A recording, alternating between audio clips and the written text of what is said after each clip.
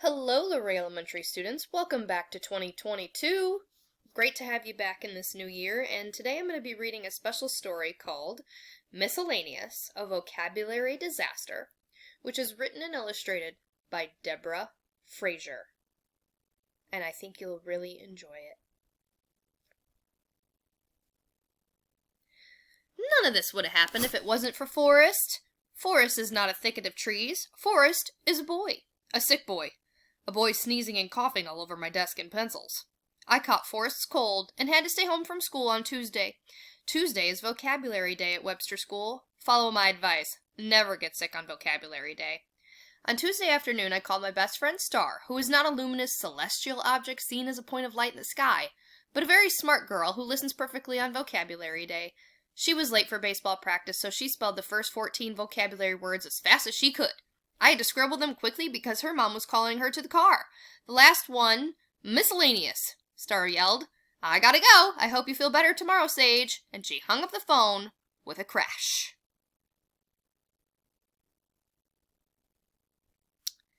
I didn't feel much better on Wednesday, so my mom called Mrs. Page, who is not a single-sided printed sheet of paper usually found in a book. She's my teacher. And actually, Mrs. Page is a good name for her because she reads to us every day. My mom told her, yes, I had my math problems and vocabulary words, and yes, I would get better soon. Every week, Mrs. Page gives us a list of words with a theme, like story writing or musical performance or electricity. We're supposed to look up each word in the dictionary, but sometimes I already know the words, so I try to make the definitions sound like I look them up. I thought I was pretty good at definitions until this week. My mom says, pride goeth before a fall. Pride, an unduly high opinion of oneself. Goeth, Old English for to go. And fall, what happened on Monday, vocabulary test day.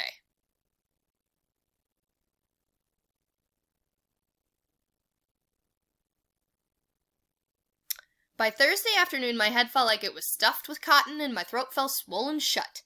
I finished defining my vocabulary words while propped up in bed with a box of tissues on one side and a gigantic red dictionary on the other. It's hard to look up words in a huge book while you're in bed blowing your nose, so I made my own dictionary language for as many of them as I could. 13. Hypothesis. What you guess will happen in your science experiment. 14. Category. A bunch of things that are alike. 15. Miscellaneous. The last word seemed a little odd to me because I couldn't figure out what she had to do with snakes or categories or theories. Mrs. Page rarely gives us people names on our vocabulary lists, but we had a few that turned into words like Louis Pasteur for pasteurization, and George Washington for Washington, D.C., so I decided she must have been included for a reason.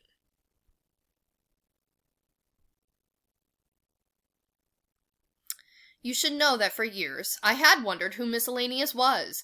When I was little, I figured out that she had something to do with the kitchen, because the miscellaneous drawer held the spoons too big to fit anywhere else, the sharp corn holders shaped like tiny cobs, and the spaghetti spork, that weird cross between a spoon and a fork that perfectly lifts slippery spaghetti out of the bowl. I thought maybe she was an ancestor, an ancient relative long dead who left us all these odd things in the drawer. Then just last year, my mom and I were at the grocery store, and it all fell into place. We were in one of those very big hurries when she said, "You go get some of that long Italian bread and 2 sticks of butter. I'll get miscellaneous things and meet you here at the cash register." I found the bread and butter, and my mom came back with spaghetti sauce, a can of Parmesan cheese, and a can of corn, and a big green box of spaghetti with a beautiful woman on the front. She was drawn so that her hair tumbled perfectly across the box, and ended in a little plastic window, making the spaghetti look just like the ends of the strands of her hair. There she was, Miss Alaenius.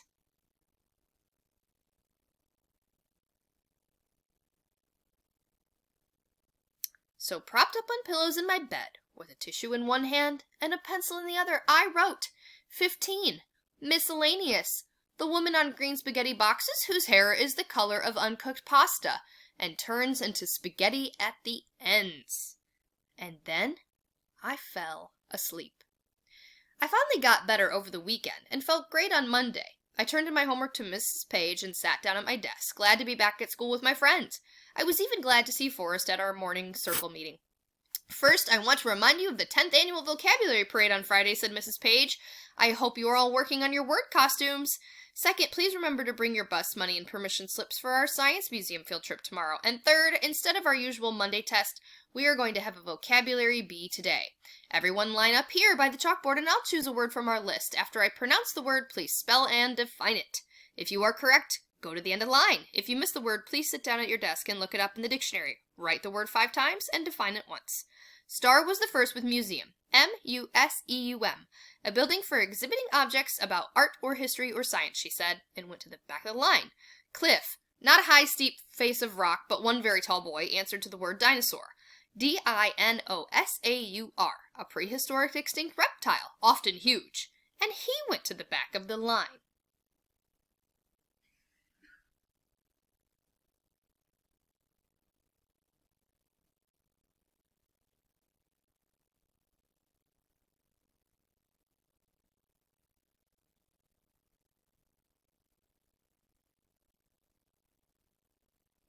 I was 10th, and when Mrs. Page called out my word, I spelled capital Miss, M-I-S-S, capital Alaenius, A-L-A-I-N-E-U-S, and added, the woman on green spaghetti boxes whose hair is the color of uncooked pasta and turns into spaghetti at the end. There was a moment of silence in the room. I smiled at Mrs. Page.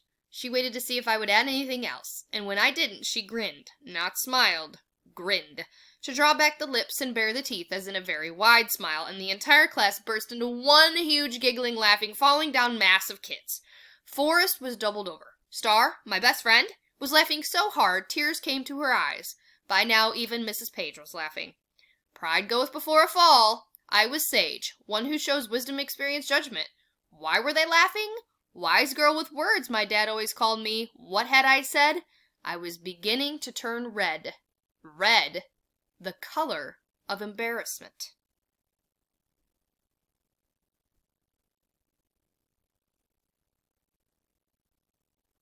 Finally, the room quieted. Mrs. Page opened her dictionary and wrote on the chalkboard, miscellaneous.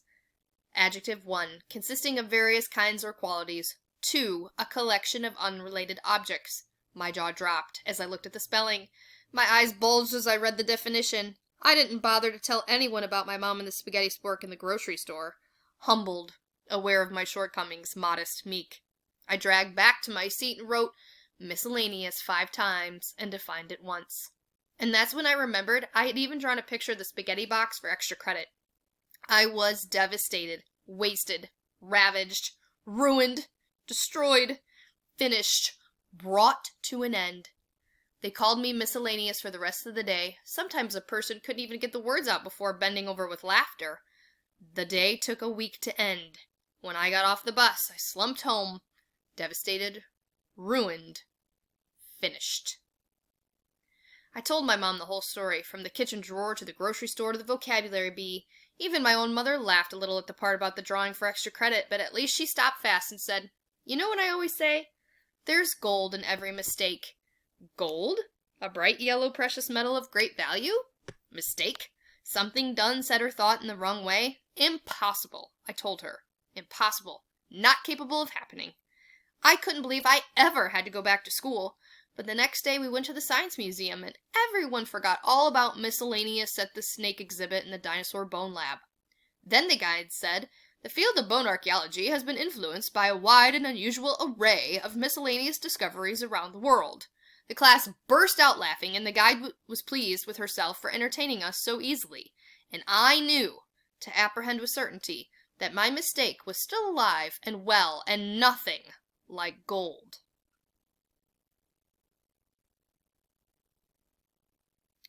After school, I lay on my bed and stared at the wall. How could I have been so stupid? My mom came in and said it was time to work on my costume for the vocabulary parade. We had finished the cape for capable, but I still needed to make the lettering down the back. Mom, I said, I can only be a mistake this year. Miss-stake. Suddenly I sat up. I looked at my mom. She looked at me. I smiled. She smiled. Sweetheart, she said, let's take another look at that cape. It took the most courage I've ever had to walk out on that stage as Miss Alaenius, queen of all miscellaneous things, but when Mr. Bell read my word and definition, everyone applauded and laughed wildly, in a manner lacking all restraint, and I grinned at my mom across the auditorium.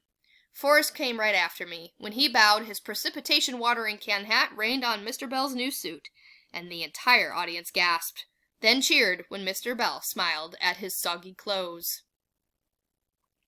To my astonishment, great shock and amazement, I won a gold trophy for the most original use of a word in the 10th annual vocabulary parade. So this time Mom was right. There was gold in this mistake. And next year, I think I'm going to be mysterious, investigators of all things mysterious. The end, students. I hope you enjoyed it, and I look forward to hearing you share vocabulary words during the second semester.